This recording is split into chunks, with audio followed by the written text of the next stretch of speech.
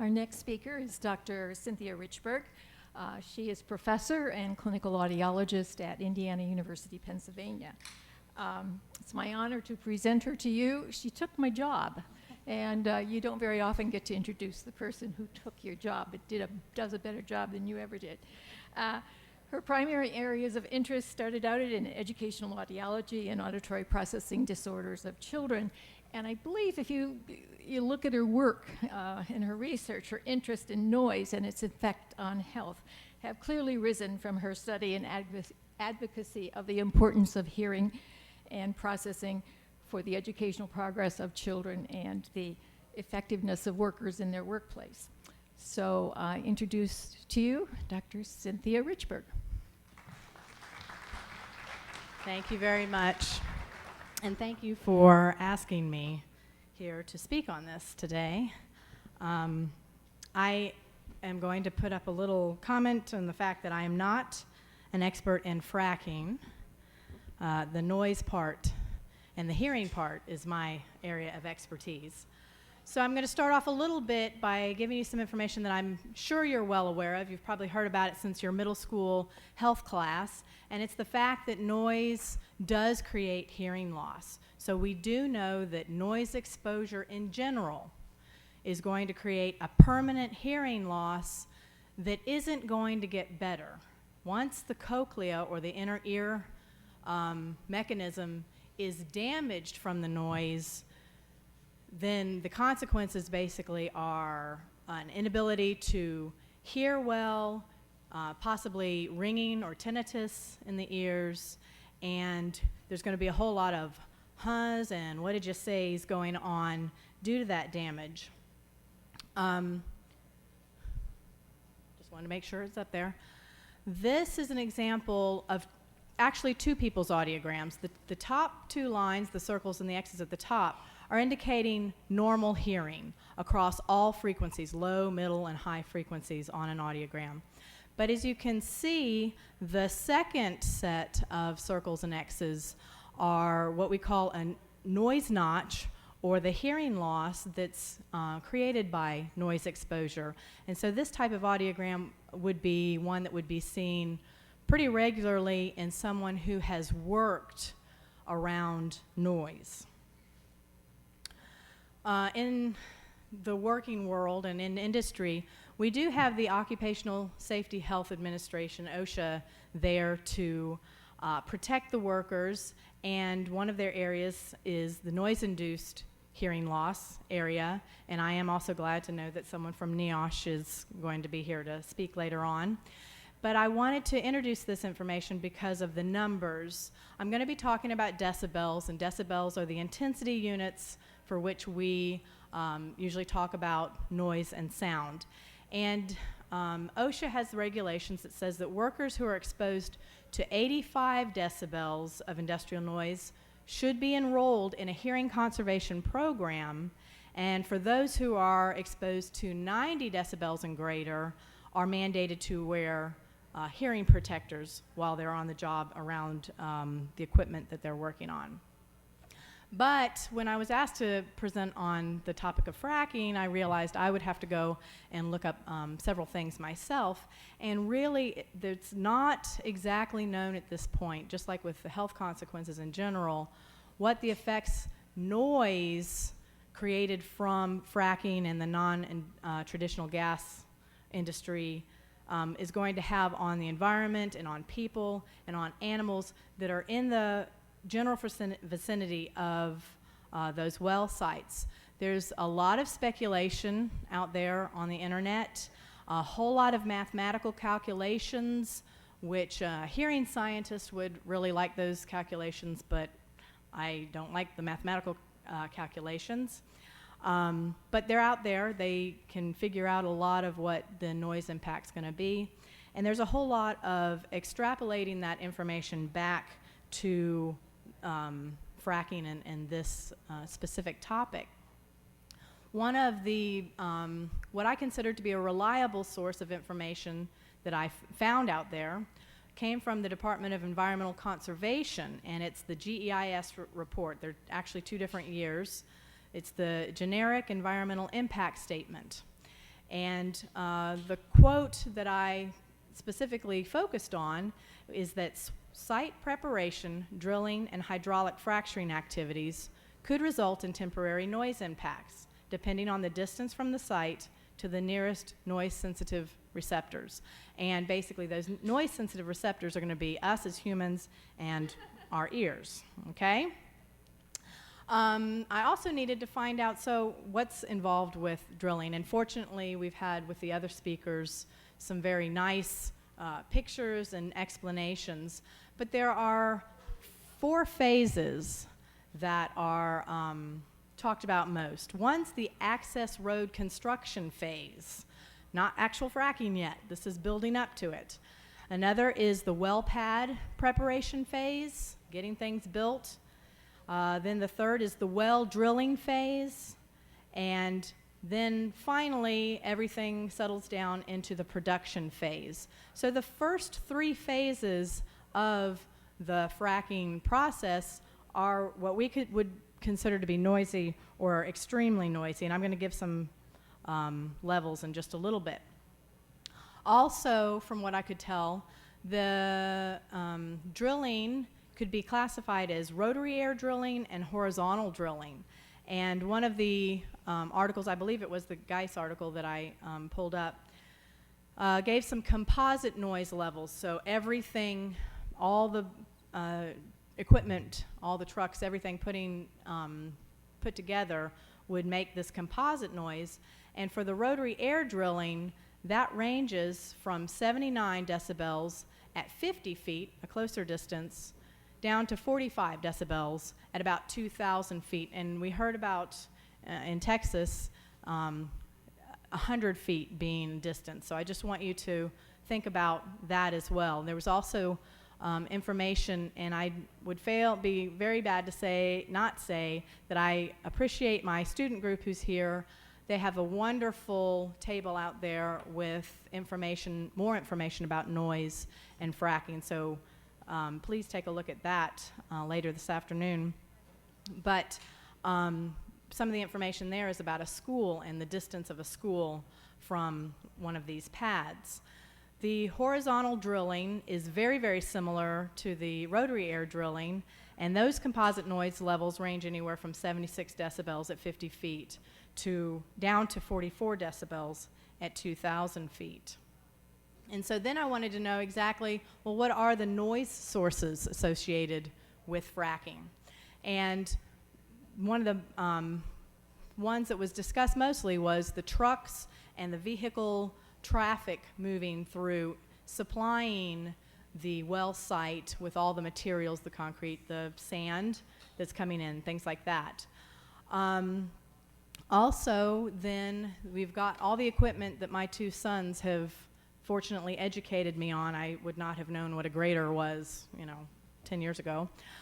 So the excavators, graders, bulldozers, compactors, loaders, which are included in the first 2 phases of production, are major sources of noise. Then we've got air compressors, and those are actually equipment that generate the highest level of noise during operations. And the number of air compressors from site to site are going to vary. So the more, the greater the number of air compressors there, the greater noise potential. Other things would be the drill rigs, and that's basically because they're powered by diesel engines, and so the noise source there might fluctuate a little bit because their noise levels are going to depend on the engine speed and also the load at which they are operating. There's the tubular preparation and cleaning, and that's conducted as the drill pipe's placed into the well bore. And again, that is a source of concern because oftentimes this is the process that is going on overnight, and again, these are going on 24/7, but the landowners complain about it mostly because of the noise it generates as well as the lights that are needed by the workers to be working.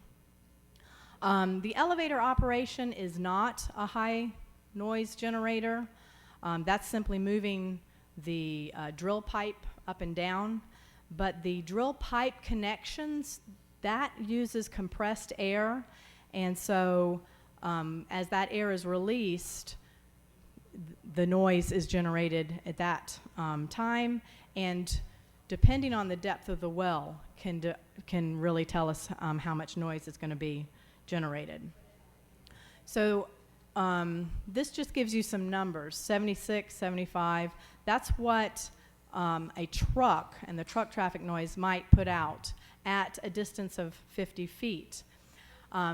Some researchers estimate that as many as 2,000 truck trips are going to be necessary for that first year of getting things up and running. And if you're really looking at things, you're saying, well, 76, 75, that's not quite as high as 80 and 85 that we look at for damaging hearing. But when it comes to other health consequences, it doesn't take loud sounds per se as much as it just takes constant sounds. And so I'm going to be getting into that, and I just want you to keep that in mind.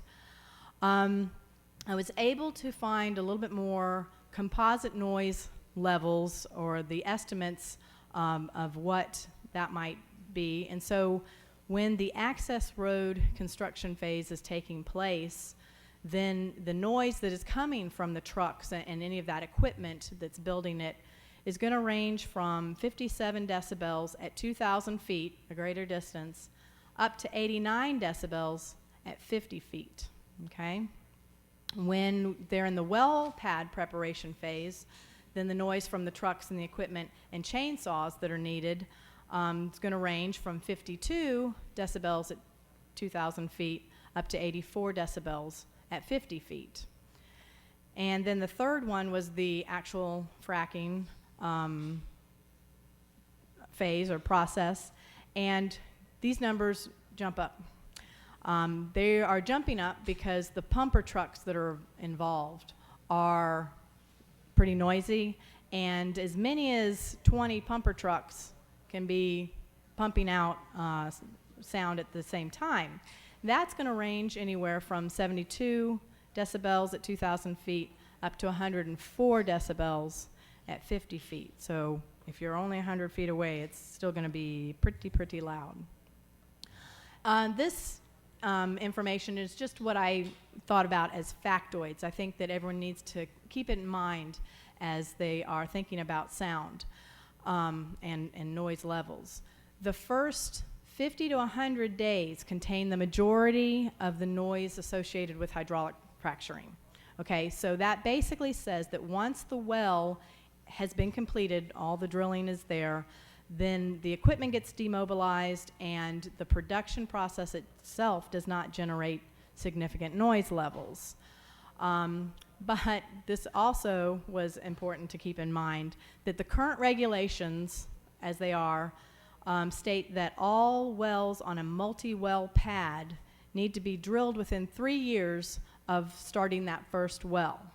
So it is possible that the people in the area or in close vicinity or proximity to the pad would experience adverse noise impacts intermittently for up to 3 years. And that's pretty significant in my opinion. I wouldn't like it for 3 months, much less 3 years. So now I'm going to move away from fracking per se, and that's just because there's not a whole lot of information out there on fracking noise, but I'm going to talk a little bit about the health impact and noise in general, and these are many of the studies that I pulled this information from. So again, as Clarice explained, my love, or one of my loves for research, is pediatric audiology and school-based audiology. So a lot of my information pertains to children, and I think in general we're all concerned about children. So one of the studies indicated that in children, chronic aircraft noise exposure, so those that live around an airport, that impairs reading comprehension and long-term memory, which aren't necessarily health-related, I realize, but there's certainly impacts on children. So the health-related issue comes in when another study points out that aircraft noise exposure has been associated with raised blood pressure levels. So basically, noise pollution is a major cause of the elevated blood pressure, but also sleep disturbances. And apart from various effects on sleep itself, which is not a good thing for those of us who sometimes don't sleep well, noise pollution during sleep causes increased blood pressure, increased heart rate, increased pulse amplitude, vasoconstriction, cardiac arrhythmias, and increased body movement. And the results of those studies say that the effects don't habituate. It just because you've lived there for 3 years, 5 years, 7 years, doesn't mean that, oh, you know, you get used to it, you just sleep right through it. Well, but your body doesn't, okay? So secondary effects include fatigue. If your sleep is being disrupted, obviously you're gonna wake up not feeling very refreshed, depressed mood and well-being, and decreased performance in general during the day. One of the bits of information that I did obtain from the GEIS report talked a little bit about the night noise specific to fracking equipment and sleep. And they said that a quiet rural area at night has an existing sound level of approximately 30 decibels, which is pretty quiet, okay, in a rural area. Fracking noise sources may result in an increase of noise up to 37 and 42 decibels, which again is pretty quiet by a hearing and hearing loss standard, but it's the constant and the sleep disturbance that really becomes the problem. And so sound pressure increases of more than 6 decibels, which it would go from 30 to 37 or 30 to 42, is more than 6 dB, may cause complaints from the adjacent landowners. They're still feeling like it's pretty loud, and on top of that, they may be experiencing the health effects of constant noise. Those other health-related studies state that noise interferes in complex task performance, modifies social behavior, and causes annoyance. And I had to laugh a little bit because, you know, if you're annoyed, you're annoyed. But actually, long-term annoyance does have some pretty severe consequences.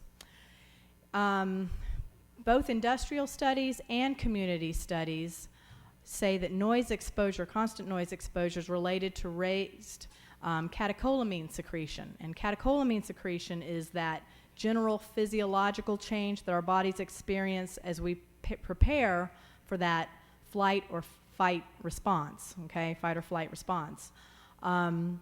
So it's going to increase our heart rate, blood pressure, blood glucose levels, and general reaction of the sympathetic nerve system fairly consistently just from the exposure to the noise in the areas. Again, because I like to talk about children, children from noisy residences, so those that are right up next to subway tracks, those that are around the airports, those that have a lot of maybe big city noise consequences, possess a heart rate that is significantly higher, and that's 2 beats per minute on average, than children in quieter residential areas. The information provided earlier from the veterinarian about birth and birth weight and things like failure to survive in animals was interesting because noise studies suggest a correlation between low birth weight babies and high sound levels, and also correlations in abnormally high rates of birth defects. And those birth defects have been categorized as cleft palate, cleft lip, and defects in the spine. So they may not be able to get that information out of the animals right now, but if they've gotten it from humans, they should be able to eventually, as time goes on, get it from the animals as well. Noise pollution is thought to accelerate and intensify the development of latent mental disorders. So mental health and noise have been linked together. And basically, noise pollution contributes to things like anxiety, stress, and that's the very next talk, nervousness, nausea, headache, emotional instability, impotence, argumentativeness, changes in mood, increase in social conflicts, neuroses, hysteria, and psychosis. So it's not just necessarily our physical health, it's also our mental and emotional health that can be affected with noise and constant noise. I've already talked a little bit about the noise pollution impairing the task performance, but it increases errors in general, it decreases motivation, reading, attention, problem solving, and memory are very strongly affected by noise, and so I always relate that back to children and their learning environments, but we also need to be thinking about it as adults in our work environments. So I talked a little bit about the annoyance factor. I'm going to come back to that thought. Annoyance increases significantly when noise is accompanied by vibration or by low frequency components. And that was one of the things that was pointed out as fracking. Fracking does create low frequency or subsonic sounds. So I'm going to be talking about that in just a little bit. But annoyance, the negative reactions associated with annoyance from noise are anger, disappointment, dissatisfaction, withdrawal, helplessness, depression, anxiety, all the way up to exhaustion. And I'm getting exhausted just talking about all of the health and emotional problems. And then I was really interested to find some social and behavioral effects in general. Noise, constant noise pollution, creates changes in everyday behavior. We tend to close our windows up, so we're not getting fresh air. Our doors are closed, and so we're not getting the benefits of that. We become more aggressive and more disengaged, and personally, if we become more disengaged as a society, we're going to all really be in trouble. Changes in social indicators have been reported, so that's residential mobility, hospital admissions, drug consumption, and accident rates, all affected by noise pollution, and then changes in mood in general, okay? So noise above 80 decibels is consistently associated with decreased helping behavior and increased aggressiveness. And yes, maybe our location from a fracking site isn't going to be 80 dB, but some people at 100 feet from it are going to be exposed to levels that high. So this is the information specifically about the fracking wells generating that subsonic noise, or the feelings from subfrequencies below 20 hertz. The human ear only hears between 20 hertz to 20,000 hertz. So these are below what we hear, but we're feeling it. And so long-term exposure to low-frequency subsonic noise can cause health effects including cardiac infarcts, brain aneurysms, stroke, cancer, epilepsy, rage reactions, and suicide. So again, we may not hear it, it may not be affecting our hearing or creating hearing loss, but it is affecting us health-wise. So what I got from looking up all of this information and from combining it with some of the other talks that I give with children in noise exposure is that we have a lot of things to take into consideration still, and we're still very far from figuring out exactly what are the health consequences with the noise produced from fracking. But we need to think about some things. So the distance of homes and schools and offices from a well site, we need to start saying, well, what is a good distance? What's an allowable distance? We need to also think about the fact that I can guarantee in that area in Dallas, if they've got that well site, they've also got a major airport in the vicinity, and they've got major highway, major noise, traffic noise going on. And so when you combine all of those together, what are the health effects of the combination going to be? Some other things that were mentioned as, you know, it's very hard to factor these into the mathematical calculations are the atmospheric absorption of sound in the area, the topography, and, you know, the hills and valleys that we have, especially in this part of the state. What are those consequences, or what's the aspect of noise with that, and also vegetation around the well site. What is going to be able to absorb some of that sound other than the human body or animals?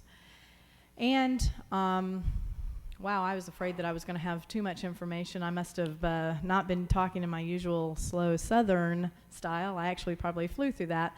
But basically what I've concluded, and I think others would support and conclude as well, is that more research is needed specific to the sound and the sound levels and what is being generated.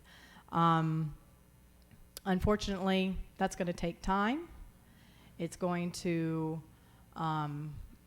take a toll on our bodies in the meantime. And so I just felt that I would be here to say that we all need to be aware of these issues, and we need to be vigilant, and we need to take the information and seriously consider it, and if we can, to either vote for or provide monetary support for those agencies that might help us figure these things out. So that is it. I flew through it. But I guess I left a lot of time for any questions should they be posed.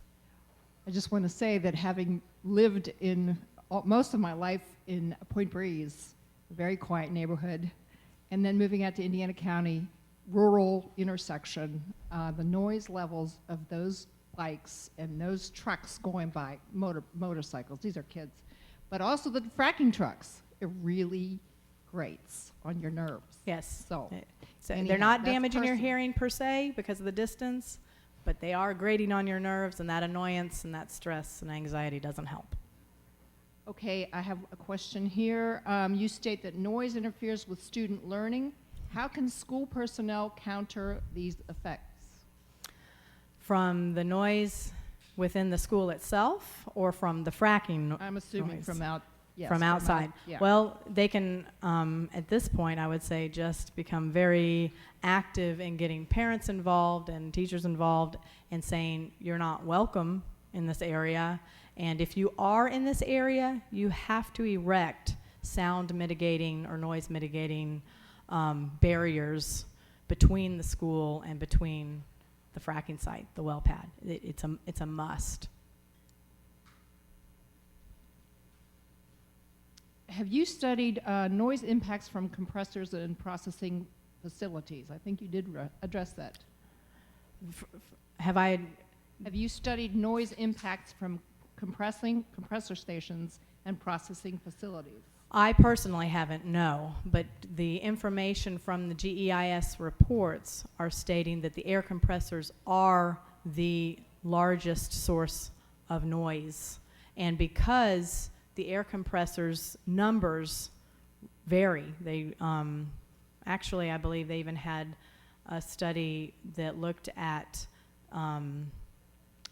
which compressors produced what levels, and sound noise in general is a non-linear system, so it's not adding 1 + 1 and you've got a sound level of 2.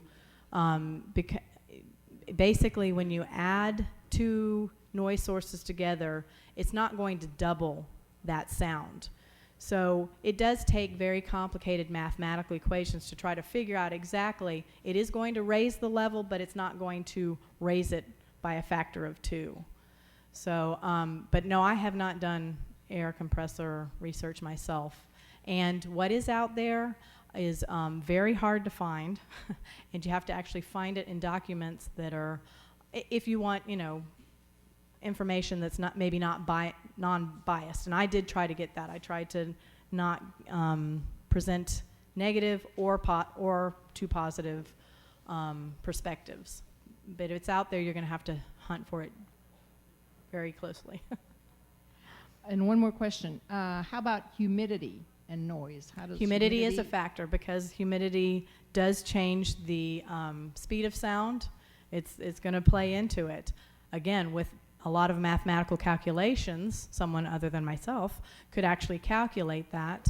But yes, humidity, is going to be, or the absence of humidity is going to, and depending on whether you're listening to the drilling going on in the summer months or the winter months, it's going to change the noise levels.